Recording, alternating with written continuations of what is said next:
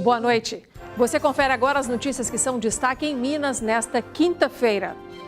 A parede da mina da Vale, em Barão de Cocais, está se deslocando mais rápido que o previsto, segundo a Agência Nacional de Mineração. Além de toda a atenção pelo risco de rompimento da barragem, agora as agências bancárias da cidade estão fechadas, causando mais problemas aos moradores.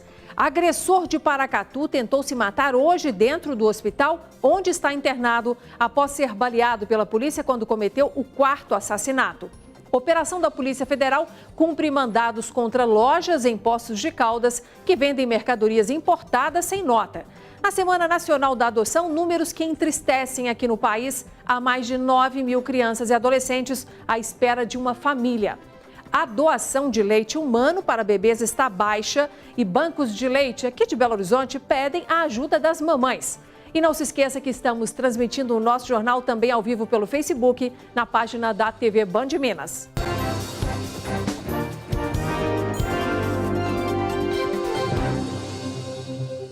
A Polícia Federal realizou hoje uma operação contra um ex-juiz e 2 empresários suspeitos de firmar um acordo para ganhar na justiça uma ação contra o extinto Banco Rural. E, de acordo com as investigações, os sócios da empresa Pack Foods Comércio, empacotadora e beneficiadora, ganharam mais de 2 milhões de reais com a ajuda do magistrado Badi Elias Curi Neto, que teria intermediado o pagamento da propina. Logo no início da manhã, agentes da Polícia Federal saíram da casa do ex-juiz do Tribunal Regional Eleitoral, levando um malote e um computador. Logo depois, a advogada chegou para conversar com seu cliente. Badi Elias Curi Neto é investigado juntamente com os empresários José Elias da Silva Júnior e Luciano José da Silva, sócios na empresa Pack Foods, situada em Ribeirão das Neves, por terem armado um esquema para ganhar uma ação de mais de 2 milhões de reais contra o Banco Rural. Os 2 empresários ganharam a ação com a ajuda do advogado e ex-juiz do TRE, Badi Elias Curi Neto. De acordo com as investigações, ele teria recebido dinheiro dos empresários para usar como propina dentro do tribunal. O ex-juiz foi encaminhado à sede da Polícia Federal no bairro Gutierrez, onde os sócios da empresa também eram aguardados para prestar depoimento. O TRE mineiro disse que Badi Elias Curi Neto foi jurista na Corte Eleitoral há mais de 10 anos e que o tribunal não tem nenhuma ligação com essa investigação. Disse ainda que o crime investigado foi praticado em um período que não corresponde com o período em que Badi Curi esteve como membro da Corte Eleitoral. Ele foi procurado, mas não se pronunciou, assim como a empresa Pack Foods. A Polícia Federal disse que não vai se manifestar em obediência ao segredo de justiça. E a polícia, gente, já tem uma hipótese para explicar o ataque que ocorreu dentro de uma igreja evangélica na cidade de Paracatu, na região noroeste do estado. Isso aconteceu na última quarta-feira. 3 pessoas foram mortas dentro da igreja e a ex-namorada do agressor foi assassinada instantes antes.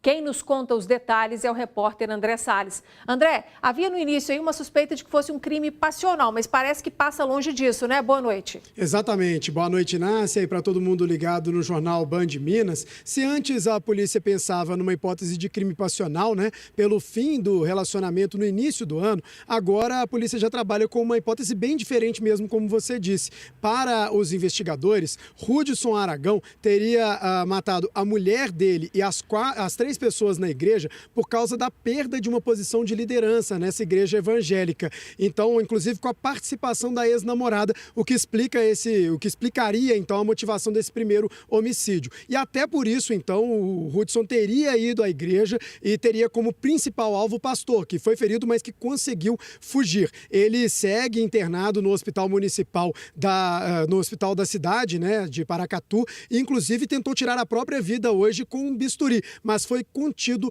por seguranças. O estado de saúde dele é estável e ele foi indiciado pelos 4 homicídios qualificados. Inácia. Ok, obrigada, viu, André, pelas informações. Gente, ainda falando desse ataque lá em Paracatu, o corpo da ex-namorada de Hudson Aragão, que foi a primeira vítima desse ataque bárbaro, né, lá na cidade, foi enterrado hoje, só que lá em Uberlândia, no Triângulo Mineiro.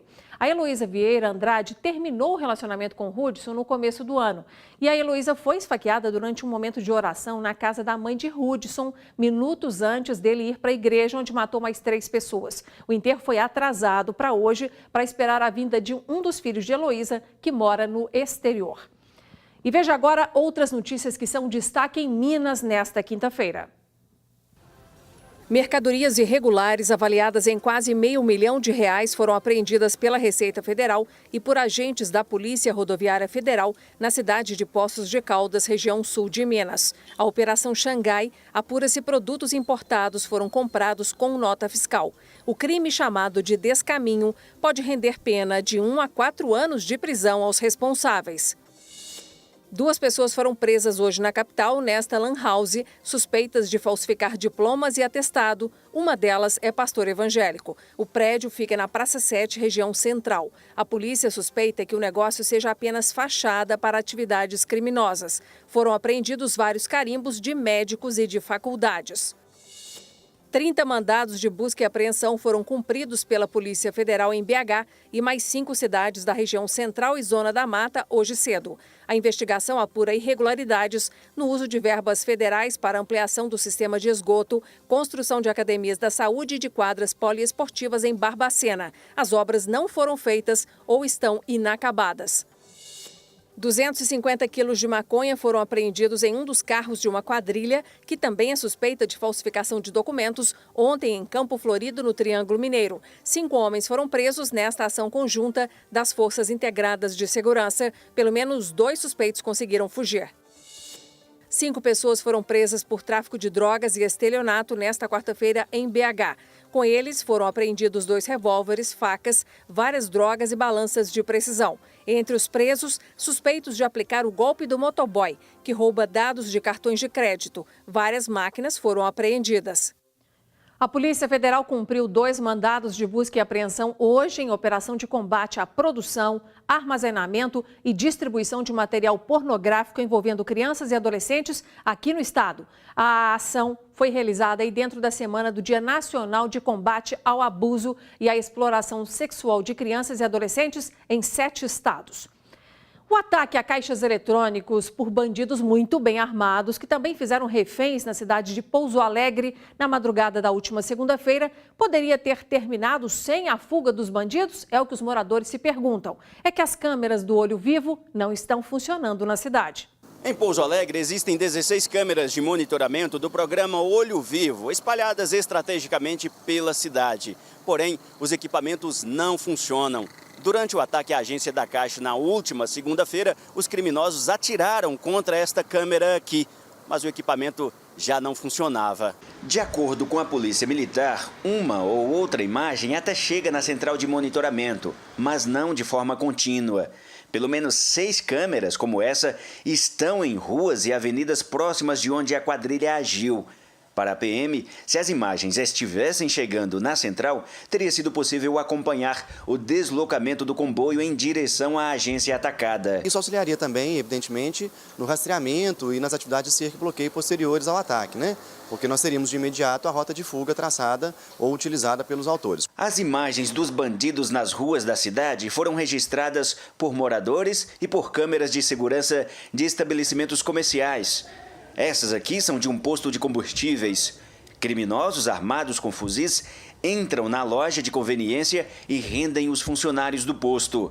Do lado de fora, um grupo de pessoas é feito refém e colocado nesta rotatória. Os criminosos explodiram os cofres e fugiram sem serem vistos pelas câmeras do Olho Vivo. As câmeras foram instaladas na cidade em 2014 pelo governo do estado, em parceria com o município. A Prefeitura de Pouso Alegre informou através de nota que está em andamento um processo licitatório para contratar uma empresa que fará a manutenção das câmeras de monitoramento do programa Olho Vivo.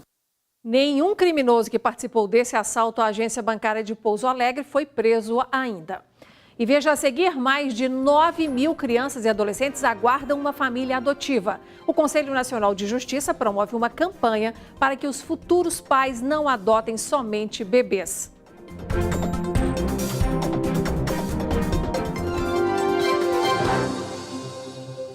O assunto agora é a adoção. Aqui no país, há mais de 45.000 pessoas interessadas em adotar e cerca de 9.000 crianças e adolescentes à espera de uma família. A maioria dessas crianças e adolescentes tem mais de 7 anos de idade e pelo menos um irmão, o que não se encaixa com os planos de quem quer adotar. No dia 25 de maio, teremos aí o Dia Nacional da Adoção e o Conselho Nacional de Justiça está promovendo a campanha Adotar é Amor. Aqui em Minas, a lista de espera por um lar também é grande e a Justiça tenta mostrar a importância dos pretendentes abrirem mão de escolher apenas bebês. Para Mariana, a filha de 8 meses é a realização de um sonho. Ainda criança, Mariana teve um grave problema de saúde que impediu na fase adulta de engravidar. O ginecologista me perguntou, você quer ser mãe ou você quer engravidar? E aí eu tive mais do que a certeza que eu já tinha, desde quando eu era pequena, de que eu queria ser mãe, independente de como fosse. Em todo o país, 2.184 crianças foram adotadas em 2018 por meio do Cadastro Nacional de Adoção, coordenado pelo Conselho Nacional de Justiça. Mariana faz parte das mais de 12 mil famílias formadas desde a criação do órgão em 2008. O amor, ele cresce com a relação, ele existe com a relação. Então, ela veio pra gente, a gente criou a relação e hoje ela é a nossa vida, ela é o nosso ar, a nossa vida é toda em função dela. Em Minas Gerais, segundo o Conselho Nacional de Justiça, há 5.489 pretendentes à adoção e 634 crianças e adolescentes aguardando por um lar nos abrigos. Ou seja, para cada criança ou adolescente, há 8 pessoas interessadas no ato da adoção.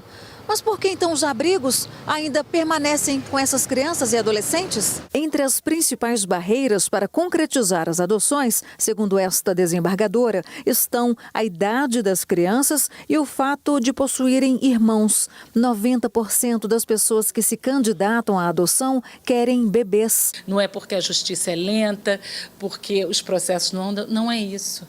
É o perfil da criança que está sendo escolhido que não correspondem àquelas que estão no abrigo. Atualmente, de cada 9 crianças à espera de um lar cadastradas no Conselho Nacional de Adoção, 6 têm entre 7 e 17 anos e 5 possuem irmãos. Para adotar, é preciso procurar a Vara de Infância e Juventude do município. A legislação brasileira permite que qualquer pessoa, seja solteira, ou que viva em união estável ou casada. Isso também para pessoas do mesmo sexo. Hoje no Brasil é permitido a adoção do casal homoafetivo. Sendo maior de 18 anos, eles podem adotar. Então, o filho, independente se ele é biológico ou não, nós que vamos formar ele. A personalidade, dar-lhes educação, não é a origem dele, de quem ele nasceu, e sim de quem os realmente acolhe. O governo federal regulamentou as regras para motoristas de aplicativos contribuírem com o INSS. A partir de agora, eles são obrigados a fazer o recolhimento mensal e passam a ter direito a benefícios, como auxílio-doença e maternidade. Lázaro está desempregado há 2 anos e hoje paga as contas com o que recebe como motorista de 3 aplicativos. Se não fosse o aplicativo, estava muito mal. Precisando de auxílio de família, de amigos ou coisa assim, porque são 2 anos desempregado. Não tem reserva que dure isso tudo. Lázaro não contribui com o INSS, assim como muitos motoristas. A contribuição previdenciária passa a ser obrigatória para os motoristas de aplicativos. Eles terão direito aos benefícios como auxílios doença e maternidade 12 meses após a inscrição no INSS. A Daniele trabalha com transporte de passageiros e já está organizando a documentação para pagar o INSS. A contribuição, sim, é válida, porque a gente vai ter muito mais segurança em relação a um acidente, a um afastamento por doença. Com a nova regulamentação, o motorista poderá se inscrever como contribuinte individual, pagando até 20% sobre o salário mínimo, ou como microempreendedor individual. Para se enquadrar como MEI, ele deve ter renda anual de até R$ 81 mil. Nesse caso, a contribuição será de 5% sobre o salário mínimo. Essa especialista explica que é preciso avaliar os custos e benefícios de cada opção. Se for um motorista que fatura muito, talvez valha a pena ele contribuir mais. Por exemplo, a MEI, ele vai contribuir um valor muito pequeno, que é apenas R$ 49,00. Mas, em contrapartida, ele também terá que pagar outros encargos e impostos. A inscrição no INSS deve ser feita pelo motorista e a fiscalização dos pagamentos ficará a cargo dos municípios. Não há previsão de aumento no custo do serviço para os passageiros. Se a gente ficar parado sem rodar, a gente não ganha. Então, se a gente precisar de um auxílio-doença, de ficar afastado um tempo para fazer algum tratamento, né? Então, com certeza, isso vai beneficiar, sim, a gente. E agora nós vamos fazer um link direto com a cidade de Barão de Cocais, na região central do estado, onde está o nosso repórter Igor Calhan, que acompanha o dia a dia dos moradores que esperam pela queda do talude da mina Gongo Soco a qualquer momento. Depois de uma decisão da Justiça, a Vale terá que adotar, medidas de proteção também ao patrimônio cultural, histórico e turístico do município, que pode ser afetado caso a barragem da mina se rompa. Boa noite, Igor. Conta pra gente o que a Justiça está determinando. Olá, Inácia, tudo bem? Boa noite para você, todos que nos acompanham. Olha, a região aqui, Inácia, ela é muito rica em patrimônios históricos que são protegidos. Então, essa determinação da Justiça pede aí um mapeamento desses patrimônios históricos, Inácia, que estariam no caminho da lama caso a barragem sul superior venha a se romper com um deslizamento do talude. E essa decisão da Justiça ainda, Inácia, ela pede aí um plano de resgate desses bens históricos. Isso deve ser cumprido pela mineradora. Caso não tenha o cumprimento dessa determinação, multa diária de R$100 mil. Para a gente exemplificar rapidamente, Inácia, nós estamos falando aqui de esculturas, peças litúrgicas que estão espalhadas aqui pela região, como, por exemplo, a Igreja Matriz de São João Batista, que fica aqui em Barão de Cocais, e também a Igreja de Nossa Senhora da Conceição, no distrito de Barra Feliz, em Santa Bárbara, cidade vizinha aqui a Barão de Cocais. Inácia, hoje nós acompanhamos um pouco mais a rotina aqui dos moradores de Barão de Cocais, que não está fácil, está cada vez mais difícil, mais tensão aqui na cidade. Inácia, hoje, por exemplo, as agências bancárias e os correios não funcionaram. Vamos conferir. Nas 5 agências bancárias em Barão de Cocais, a situação é a mesma. O recado na porta avisa a suspensão dos atendimentos. Em algumas agências, não é possível nem ter acesso aos caixas eletrônicos. A decisão dos bancos incomodou os moradores da cidade. Eu acho uma vergonha, eu acho que não há necessidade deles fechar, que nem fecharam a Caixa, fecharam o Banco Itaú, o Bradesco também está fechado. Eu acho que não há necessidade, eles estão se precipitando para fazer isso. Entendeu? Está deixando o povo na mão. Eu não estou correndo risco aqui na rua, nem ele está correndo. Só o banco que está correndo. Isso é muita falta de respeito com a população. A gente está preocupado, né? Que vem pagamento dos aposentados aí, né?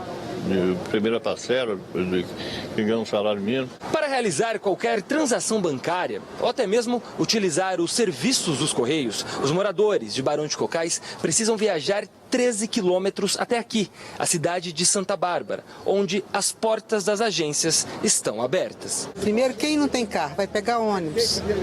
E quem trabalha, como é que vai sair do emprego para ir lá para fazer alguma coisa? E as contas que a gente tem que pagar? Difícil, né? Porque você tem que cobrir um cheque, pagar um boleto, tem que ir lá em Santa Bárbara, são 12 quilômetros.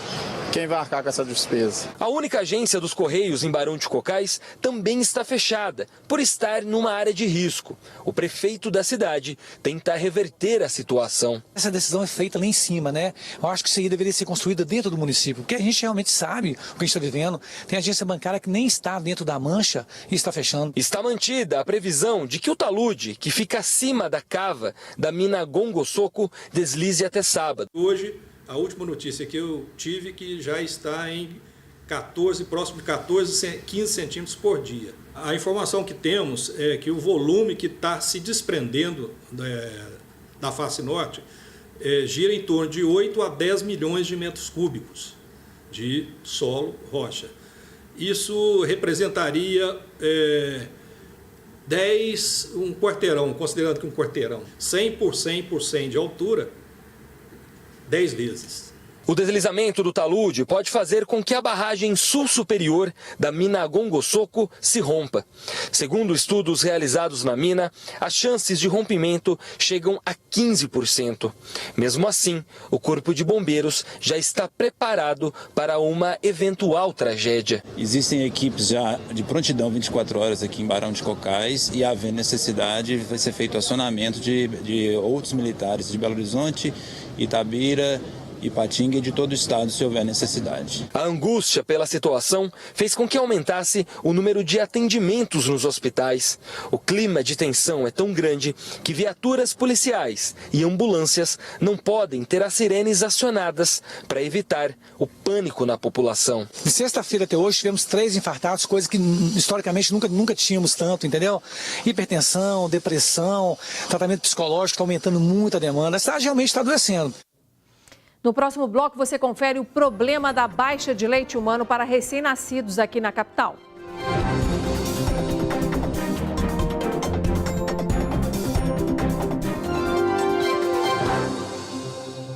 Estamos na semana de conscientização mundial para a doação de leite materno. Recém-nascidos de mães sem leite dependem desse gesto de amor para sobreviver.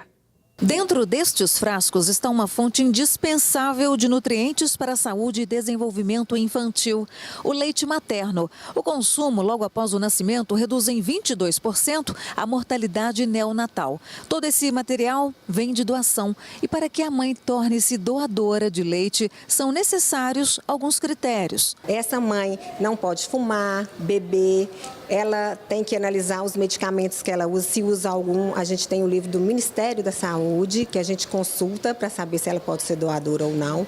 Tem que estar com os exames de pré-natal, validade de no máximo 6 meses. A doadora também pode colher o leite em casa, se preferir. Ela recebe as orientações sobre como colher e como armazenar. A gente leva vidro, touca, máscara, todo o material que ela necessita. E ela vai retirar esse leite, congelar no congelador, ele dura até 15 dias, ele é analisado, pasteurizado e depois doado para os receptores. Ana Luísa é mãe da Emanuele Vitória, que nasceu prematura e por isso a pequena está internada, aguardando ganhar mais peso para ir para casa. Enquanto isso, a mamãe alimenta também outro bebê com um gesto de amor. Quando eu ganhei neném, a produção veio bastante, né? Aí minha filha tomava poucas ml e eu passei a doar. E outras pessoas também são beneficiadas, né? O Gabriel é um dos beneficiados pelo gesto de amor da Ana Luísa. Tudo que tem no leite materno a criança precisa. Então eu agradeço muito pela vida delas, né? E que Deus abençoe.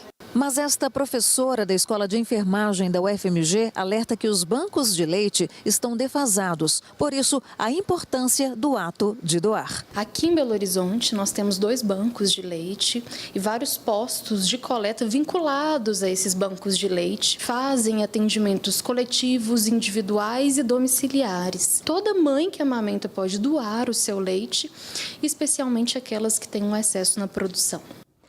Olha, para doar leite aqui em Belo Horizonte, basta entrar em contato com o Hospital Sofia Feldman pelo telefone 31 3433 7496 ou então ligar para o Hospital Odete Valadares no número 31 3298 6008. E neste fim de semana será realizada a 3ª etapa do Campeonato Mineiro de Motocross. E pela primeira vez, os 250 pilotos de todo o país vão competir no Aeroporto Internacional de Belo Horizonte. Foi montada uma arena na área externa do terminal. E hoje, alunos de escolas públicas de Pedro Leopoldo, cidade da região metropolitana, visitaram o local da competição e acompanharam treinos e exibições dos atletas. A 3ª etapa do Campeonato Mineiro de Motocross será no próximo sábado e domingo, anote aí, de 8 da manhã às 5 da tarde. Os ingressos custam R$ 22,00 por dia. E é hora de saber aí da programação cultural de Belo Horizonte para o fim de semana. Os destaques chegam com a nossa repórter Luciana Viana. Uma aventura para toda a família na emocionante animação com atores reais no clássico da Disney Aladdin. Um jovem humilde descobre uma lâmpada mágica com um gênio que pode conceder a ele desejos. Agora, o rapaz quer conquistar a moça por quem se apaixonou. Mas o que ele não sabe é que a jovem é uma princesa que está prestes a ficar noiva. Agora, com a ajuda do gênio, ele tenta se passar por um príncipe para conquistar o amor da moça e a confiança do pai dela. Uma empolgante história em Aladdin. Aventura e ficção em Hellboy, também na estreia da semana. Na história, a Rainha de Sangue foi uma bruxa tão poderosa que nenhum mortal jamais conseguiu derrotá-la. A humanidade quase não conseguiu sobreviver aos poderes dela da primeira vez. E certamente não sobreviverá na segunda. Hellboy na telona. BH será palco da gravação do DVD O Teatro Mágico Voz e Violão. No repertório, músicas inéditas e também os grandes sucessos. A banda mistura poesia, música e circo durante as apresentações. Ainda no palco, Pérolas do Tejo, com Carlos Nunes, que narra várias histórias pessoais de uma forma bem humorada e ainda mescla histórias populares, casos e piadas inspiradas em personagens reais, como as tias dele, Carmelita, Neneca e Piquetita, além do tio Juvenal e muitos outros. Na música, a cantora Paula Toller se apresenta em BH e traz os sucessos da carreira no show Como Eu Quero. E chegou o dia do maior festival de samba e pagode do país, o Samba Prime, com shows até o amanhecer. Tem Ferrugem, Dilcinho, Sorriso Maroto, Belo, Turma do Pagode, Tiaguinho, entre muitas outras atrações especiais. Bora cantar e dançar até o dia clarear. Então programe-se e divirta-se. Quer rever as nossas reportagens ou, quem sabe, compartilhá-las com os amigos? Acesse youtube.com ou facebook.com no nosso perfil TV Band Minas. Ficamos por aqui. Obrigado pela sua atenção. Nesta quinta-feira, amanhã estaremos de volta com mais notícias. Até lá e boa noite.